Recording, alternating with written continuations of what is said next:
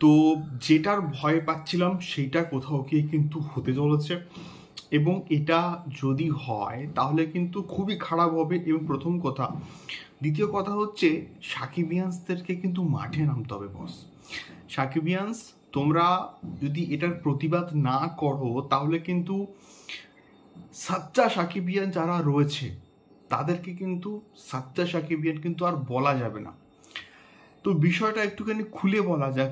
বিষয়টা হচ্ছে কি, কোথাও গিয়ে এত বড় প্রজেক্টের এত বড় বাজেটের একটা ছবি বরবাদ আমাদের ইন্ডিয়াতে এসে শুটিং হয়েছে, সব কিছু হয়েছে, কমপ্লিট হয়েছে, পোস্ট প্রোডাকশনের কাজ কমপ্লিট হয়েছে, এবং এটা সেন্সার বোর্ডে কিন্তু যাওয়ার কথা।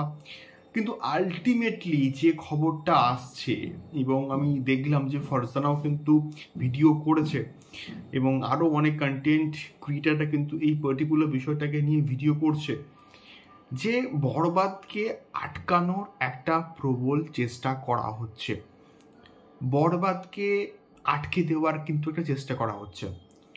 কিভাবে না, সেন্সর বোর্ডে যাওয়ার আগে কিন্তু মন্ত্রণালয় থেকে কিন্তু বরবাদ কে একটা পারমিশনস দেওয়া হয়। সেই পারমিশন দেওয়ার পরে কিন্তু যে কোনো প্রজেক্ট সেন্সর বোর্ডে কিন্তু যায়। সো সেই মন্ত্রণালয় থেকে কিন্তু সেই পারমিশনটা কোথাও গিয়ে দেওয়া হচ্ছে না, এবং এর পেছনে যে কানেক্টেড রয়েছে বা যে প্রোডাকশন হাউস কানেক্টেড রয়েছে, সে কিন্তু এইটাকে নিয়ে যা কাণ্ড কারখানা করছে সেটা সত্যি বলতে একদমই গ্রহণযোগ্য নয়। আমি অনেক এক্সাইটেড হয়ে রেগে এই ভিডিওটাকে তৈরি করতে পারতাম, বাট স্টিল এই সমস্ত বিষয়পত্র না খুবই ঠান্ডা মাথায় কিন্তু হ্যান্ডেল করতে হয়।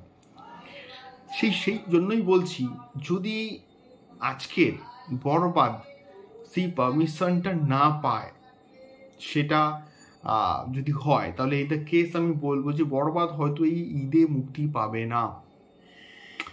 এই ঈদে এত বড় একটা প্রজেক্ট, এত একদম নতুন প্রোডাকশন হাউস, তারা যে ইনিশিয়েটিভটা নিয়েছে বরবাদকে নিয়ে, এবং তারা এত টাকা পয়সা লগ্নি করেছে শাকিব খানের কথা মাথায় রেখে, শাকিব খানের মুখ দেখে, তারা কি ইন ফিউচারে এইরকম কোনো প্রজেক্ট আর করবে বা করতে পারবে? তারা তো করতে পারবে না। এবং বাংলাদেশে যারা যে বেসিক্যালি প্রোডাকশন হাউস এইটা করছে কোথাও গিয়ে, তারা প্রচুর কিন্তু অন্যায় কাজ করছে। দেখুন, একসঙ্গে অনেকগুলো সিনেমা মুক্তি পাচ্ছে, সেটা বরবাদ, আফরান নিশোর দাগি, জঙ্গলি, জিন 3 বলে একটা প্রজেক্ট আছে, সেটাও কিন্তু মুক্তি পাচ্ছে। আপনারা কম্পিটিশন করুন না, এবং তার সিনেমাটার ভাগ্য কোথাও গিয়ে অডিয়েন্সের হাতে ছেড়ে দিন। অডিয়েন্স যাকে অ্যাকসেপ্ট করবে, সবার সিনেমা বানানোর যেমন রাইট আছে, সবার সিনেমা রিলিজ করার সময় নির্বাচন করারও কিন্তু রাইট রয়েছে। সবাই এই ঈদটাকে টার্গেট করে, এবং এই ঈদে ম্যাক্সিমাম ছবি কিন্তু বাংলাদেশে মুক্তি পায়, এবং এটা আমরা ইতিহাস ধরে কিন্তু কোথাও গিয়ে দেখে আসছি, এবং সেই ইতিহাসের পুনরাবৃত্তি কিন্তু এখনও কিন্তু হয়ে যাচ্ছে। তো এটা যদি হয়, তাহলে যদি ইন দ্য কেস আজকের পারমিশনটা এলো না, তাহলে কি বরবাদ এই ঈদে মুক্তি পাবে না? বরবাদের ভবিষ্যৎ কি তাহলে অনিশ্চিত?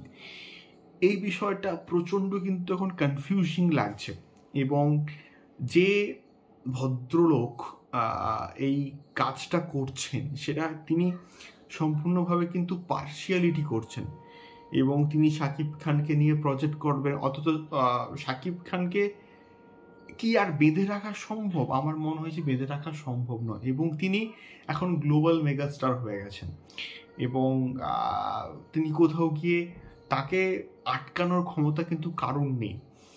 তো এটা তো প্রত্যেকে আমাদের জানা রয়েছে। তো সেই দিক থেকে বিচার করলে আমার মনে হয় যে এই রকম একটা পদক্ষেপ সাকিবিয়ান্সদের কিন্তু ইমিডিয়েটলি নেওয়া উচিত, যাতে করে শাকিব খানের সম্মানটা থাকে, এবং সাকিবিয়ান্সদের পাওয়ারটা জাস্ট দেখিয়ে দেওয়া উচিত যে তারা ইচ্ছা করলে কি করতে পারে। বরবাদ একটা বিরাট লেভেলের প্রজেক্ট এবং যার শুটিং কিন্তু একটা হিউজ স্কেলে হয়েছে।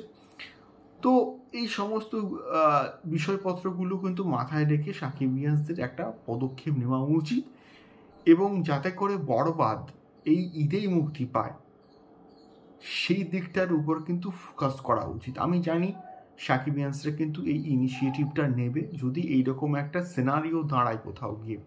আপনাদের ফিডব্যাক জানাবেন কমেন্ট বক্সে কমেন্ট করে। দেখা হচ্ছে পরবর্তী ভিডিওতে।